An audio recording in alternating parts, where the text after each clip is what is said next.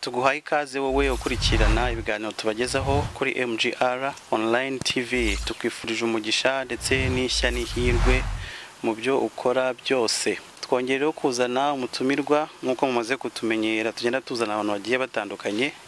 Twongeye kuba turi kumwe n'umugabo hano, ntago ari umushyitsi. Ndibaza amazina murayazi, si ngombwa ko ari yongera kutwibwira. Yitwa Jean Marie. Uno bwa kabiri ngiye kudusura ku kiganiro cyacu cya MGR online TV. Ko rero turakwakira Jean Marie. Murakoze cyane, Imana ibamugisha. Yego, Jean Marie rero nkuko abakurikiranye ikiganiro cy'ubushize twagiranye yatubwiye, yagiye avuga ku nkuru nyinshi cyangwa se ubuhamya bwinshi, byongeye kudutera rero kongera kumushaka kugira ngo atuganirize noneho birambuye ku buhamya bwe. Jean Marie yavutse ate, Jean Marie yakuze ate, Jean Marie yabayeho ate, ese ubu ngubu abayeho ate? Ubwo rero niyo mpamvu twamubashakiye, tugiye kuganira nawe, tukwinginga kugira ngo udukurikirane, kandi ibiganiro byacu nimba bikunyuze rwose kora subscribe, ukore like, ukore share ndetse ukomentinga hasi muri comment section kugira ngo twereke ko turi kumwe 5 kuri 5. Ubwo rero turatangira tubaza Jean Marie, wundi mugiye kutuganiriza ibiki? Murakoze cyane kubaganiriza, ngira ngo ukomojeho ahubwo biraza gusaba wowe ko usa nk'umbwira icyo ukeneye ko nganiraho, kuko numvise uvuze ibintu bisa nkaho biremereye cyangwa byinshi. Kubaza umuntu ngo yavutse atakura tubabayeho atumva ni hafi ubuzima bw'umuntu bwose, ngira ngo biraza gusaba ahubwo yuko unyere ku murongo, ugende ndi hano kugira ngo tuganire, kandi ikiganiro cyacu kibe gifite inyungu nyinshi mu buryo bwose butandukanye, yaba kuri jewe, kuri wowe n'abatwumva. Muri make twifuzaga ko mutuganiriza cyangwa se tubyita ubuhamya. Sinzi nimba mubuhokiye kwa mwadu ubuhamya buto bwanyu. Kubohokera gutanga ubuhamya, jewe ubwanjye ndi ubuhamya, hanyuma kwisobanura byongera ngo ubwo biroroshye kurutaho. Murakoze cyane, turabashimiye kuba mutwemeye kudusangiza ubuhamya. Ariko subundi Jean Marie, ubuhamya bumaze iki? Ubwo ndakubaza wenda mu buryo nka bubiri, mudusobanurire mu magambo avunaguye, ubuhamya bumariye iki nyiri kubutanga ndetse bunamariye iki nyiri kubuhabwa ubundi? Hari nago ari ukwimena inda cyangwa wenda kwerekana kote faiblesse yanyu hari? Murakoze cyane, ntekereza yuko ibyo uvuga ni ukuri. Ijambo ubundi ubuhamya, urumva harimo guhamya, no guhamya. Twebwe rero mu isi yacu y'umwuka, ubuhamya bwacu tuba turimo guhamya Imana. Iyo giye mfashe umwanya wo kugira ibyo nivugaho, mba nshaka kwerekana Imana muri jye. Ntago ari byo ushaka kwiyerekana ngo abantu bambone kuko njye ntacyo ndicyo. Ariko birashoboka yuko nundi ashobora gutanga ubuhamya akeneye ko abantu bamumenya, afite nk'ibintu ashaka publicity muri we, ari gukora business, birashoboka. Ariko ngiye ku rwanjye ruhande ntegereza ko ubuhamya ni uguhamya ibyo nzi, ibyo nemera, ariko ishingiro rya byose ni uguhamya Imana muri jye. Bivuga ngo rero dusomye icyanditswe kiri hano muri urwandiko Pawulo yandikiye Timoteyo rwa mbere, igice cyaho cya 12, aravuga ngo ndashimira Kristo Yesu umwami wacu, wambashishije yuko yatekereje ko ndi uwo kwizerwa akangabira umurimo. Hanyuma umurongo wa 13 ngo nubwo nabanje kuba umutukanyi n'urenganya n'umunyarugomo, ariko narababariwe kuko nabikoze mu bujiji ntarizera. Nukuvuga ngo rero Jean Marie agiye gutanga ubuhamya, ashobora guhera aho ngaho nyine atarizera, ariko akagaragaza n'uburyo yizeye n'umumaro wo kwizera. Ubundi ubuhamya nubwo kuri jewe ntagiye gusobanura ibintu ngo ndatanga ubuhamya kubera iyo impamvu dutanga ubuhamya ni nyinshi zitandukanye. Hanyuma kuri jewe ntanga ubuhamya mpamya Imana, imirimo y'Imana muri jye. Ababwumva wowe ufite umwanya yasoma ibyakozwe n'intumwa igice cya 2, agahera nko ku murongo wa 30 kumanura hasi, ariko yagera ku murongo wa 40 agenda asobanukirwa igihe Petero yararimo ahamya Imana nyuma y'uko intumwa zari zimaze kwakira umwuka wera. Icyo gihe ngo hakijwe abantu benshi, bavuga ko hakijwe umubare w'abantu 3,000, kandi ibyo 3 ubwo ntago habaga harimo abantu bitwa abagore n'abasore bataragera ku myaka yo kubarwa muri Isirayeli icyo gihe. Birumvikana rero ko iyo dutanga ubuhamya, intego yacu no kugira ngo ababwumva bubahindure. Ntabwo ari ukwimena inda rero, kuko ubuhamya bwanjye ntanabuvuze hari abandi baba babufite ahantu nshobora kutabutanga jye ubwanjye ngira ngo Imana ihimbazwa abandi bakazabutanga bagira ngo sindahinduka. Pawulo rero avuze ngo nubwo nabanje kuba umutukanyi n'umunyarugomo ndi mugenzi wa Pawulo hanyuma nyuma ndizera mva mu bujiji, niyo mpamvu mfata umwanya ngatanga ubuhamya kugira ngo buhindure abantu. Mu bibazo bibiri warumbajije ntekereza ko kereka icyo utaza kumva neza ariko nuko mbyumva. Murakoze cyane. Hagiye kuduha ubuhamya buhindura abantu. Ubwo rero bantu mudukurikiye turabutse ko turi kumwe na Jean Marie, tukaba tugiye kuganira ndetse akaba agiye kuduha ishusho nakwita nka hari ebyiri. Agiye kuduha Jean Marie wa kera, anaduhe Jean Marie w'ubu ngubu uko bimeze.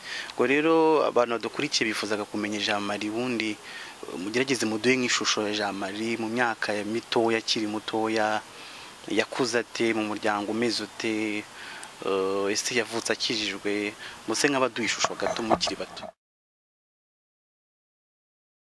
Murakoze cyane. Jean Marie Uwizeyimana Makombe, abushize nyine bamvise amazina yanjye, ndabizi ko hari n'abambona bagahita bibuka ko tuziranye kuko ntabwo nziranye n'abantu bake cyane. Mvuka ahantu bita Kibungo mu gihugu cy'u Rwanda, ururimi mvuga ruragaragaza akavukire yanjye. Nta muntu wagira ubwene igihugu ngo avuge ikinyarwanda gutya. Ntekereza yuko rero uwo Makombe niwe data umbyara, hanyuma birumvikana ko navukiye mu muryango navuga ko mu ruhande rumwe ari umuryango usanzwe, mbivuge gutyo.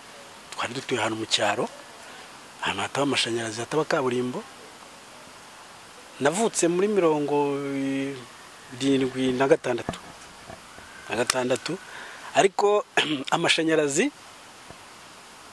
nayabonye ngira ngo muri 90 cyangwa 91, igihe yari ageze kuri komine y'iwacu bajya kuyataha. Papa umbyara yarantwaye ndayabona, aza no gufungurwa n'umukuru w'igihugu. Ibintu byari bikomeye, byari ibirori. Kaburimbo nyibona mu mwaka ukurikiyeho, ntashye ubukwe bwa marume Ikibungo mu mujyi. Ubwo navuga ahantu bita Isake hepfo mu mirenge yo hepfo ngaho. Mu by'ukuri rero mu rugo aho wari umuryango usanzwe wifashije, dufite amatungo aciriritse asanzwe, inka, ihene, inkoko. Mu rugo tukaba twara abantu nyine, n'ubushize nigeze kwikomozaho, urugo rwabaga rurimo amagare nk'atatu, twigeze no gutunga 4. Twabaga turi abantu badasanzwe cyane aho muri quartier muri icyo gihe, ariko twagiraga n'abakire bari ahantu kure batunze imodoka na moto nkeya. Hanyuma rero nibuka ko mu bwana bwanjye nari nkubaganye nk'abandi bana benshi. Ntabwo ari ubuhamya navuga ngo burihariye, ariko kandi nta nubwo abana bose bakubaganaga.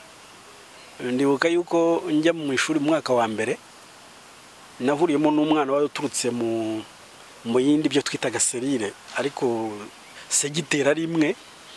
Duhurira mu ishuri, hanyuma ndamwitegereza, ndeba umutwe we, ndeba umutwe w'ukuntu forumye, ukuntu Imana yamuremye. Numva binjemo kumuserereza no kumusebya.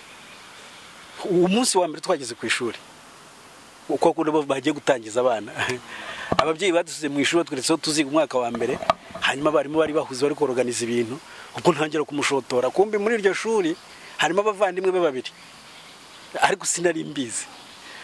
Jean Marie mpita ntangira kumenyekana uwo munsi nagiye kwiga bwa mbere.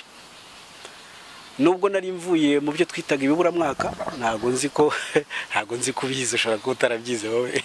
Ari gardienne hari, ngira ngo ni gardienne z'ubu sahari. No, ntabwo ari gardienne, kubera yuko icyo gihe twiganaga n'abasaza. Nta gardienne ndabona mu musaza iz'iki gihe, ariko wenda ntekereza ko ari suforme yabyo.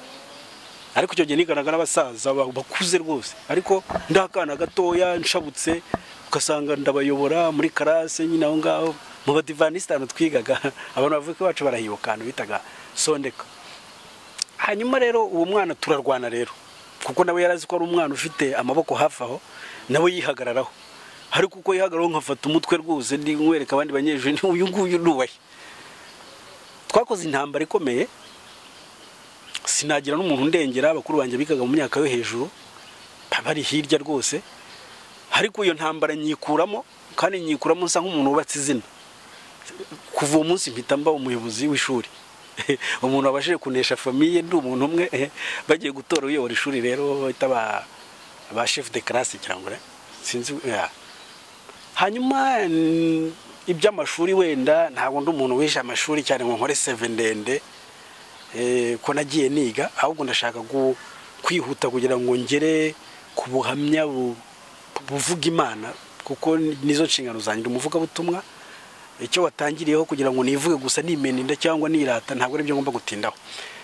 Hanyuma ndibuka yuko muri 1991 nibwo narangije primaire. Mu kuyirangiza n'ubundi nayigaga uko twagiye dukura mu myaka 10-12, ariko numva nigaga mu mwaka ngira ngo wa gatandatu. Mu rugo iwacu twabaga turi abantu bafite ibyo bita inganda zenga kanyanga warage. Ubwo rero nk'abandi umuntu bita umudahambana ukorana na papa agafite ububari, nigeze kubicamo nkajya ku ishuri ariko ndi butahe mu kabari, tukava mu kabari saa 6 z'ijoro, saa 8 musaza nkamukubita ku igare, nari ndizi cyane. Ubwo mwe mumaze kujya nk'imyaka ingahe wenda? Aho nibuka niga mu mwaka wa 4 primaire ku myaka 10. Ku myaka 10 rwose natwaraga igare nditwarira munsi y'umutambiko, ariko ngaheka ibidomora nka 6.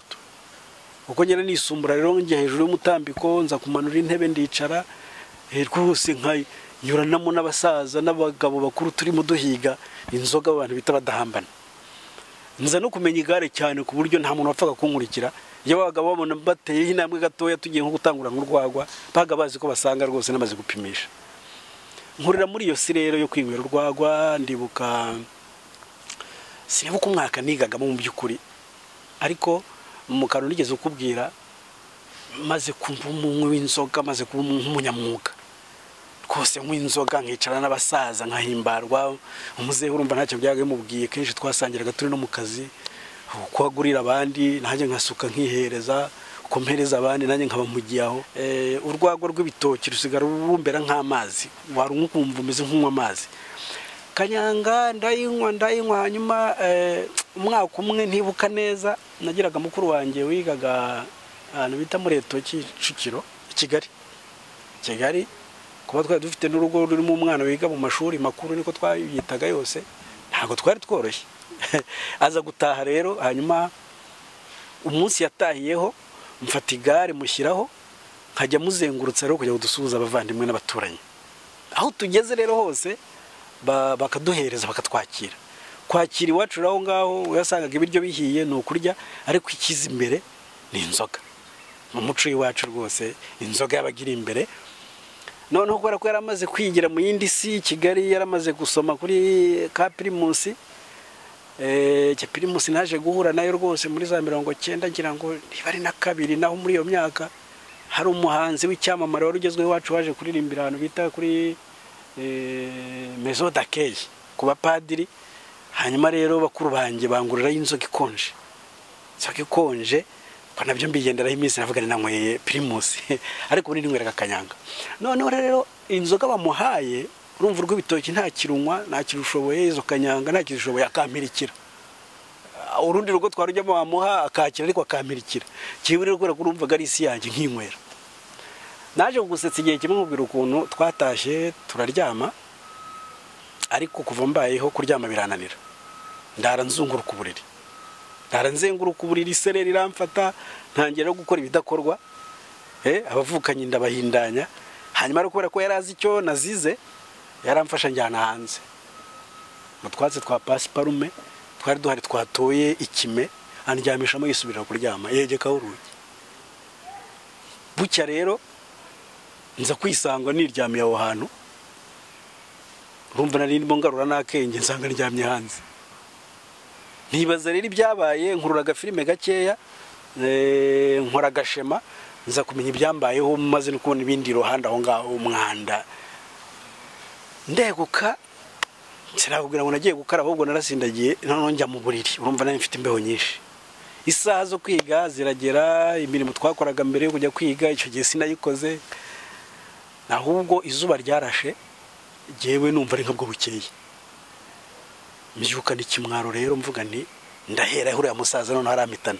Papa yari umuntu ukaze, abantu twe duturanye baramuzi, yari umusaza w'amanyama, wa wundi uri gusangira n'abandi bakavuga baziga bavuga bati niwibeshya gato yo gatubira umurongo makombe n'umukira.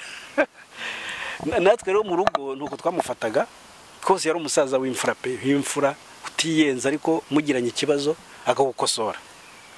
Ewe ngo mbyuke rero nsanga yifitiye itsinda ry'abasaza bo muri quartier bagenzi be, barimo baranywa inzoga yaraye, twaraye twaruye, baraseka baratebya. Akinkubita amaso numvaga agiye kumbaza ngo kuki ntagiye kwiga, ahubwo akinkubita amaso ati ndashaka muhungu wanjye, ansingiriza rero igicuma cy'urwagwa. Ariko nkaba muri iryo joro igihe navaga muri bya byatsi, nafashe icyemezo cyo ngiye kureka inzoga. Mama wanjye umbyara yari umuporoso ahantu bita ku Kigeme, niyo kavukireye, isi yari umupasitoro wa poroso rwose. Mama rero ntago yari umunywi w'inzoga, nkabona ubundi mico ye ntani kitwa, ngavuga twiki ntimerera nka mama. Ubu naraye hanze mama ariryamiye nta kibazo yagira. Nuko muzehe rero ndabubwira nti ariko iri joro rwose nahuye n'ibibazo, inzoga naziretse. Hatugize ngo iki, inzoga naziretse. Arankurura nyegereza, ntago ndi kukumva neza. Umusaza nkubita urushyi kuko waretse inzoga, ko yaretse inzoga, ariko ni nkubwira urushyi umve ko rwose yaritondera nkubita urushyi, ndarwumva. Hanyuma arabaza ati nyoko ntanywa inzoga, bakuru we ntibakinywa inzoga, unsiga inzoga muri urugo nzajye nzinywa jyenyine. Hakiraka ubwo abantutsi igitutsi nyine, hari ibitutsi batuganaga ariko byo gutebya. Bumva yatogaga umuhungu we amereza igicuma. Igicuma ro ngifite mpita mpindura umugambi, bya bintu nagambire nijo ngambirira ibindi. Nanjye ndavuga ni iyi nzoga nkubitiwe nzayinywa noneho kugeza mpfuye.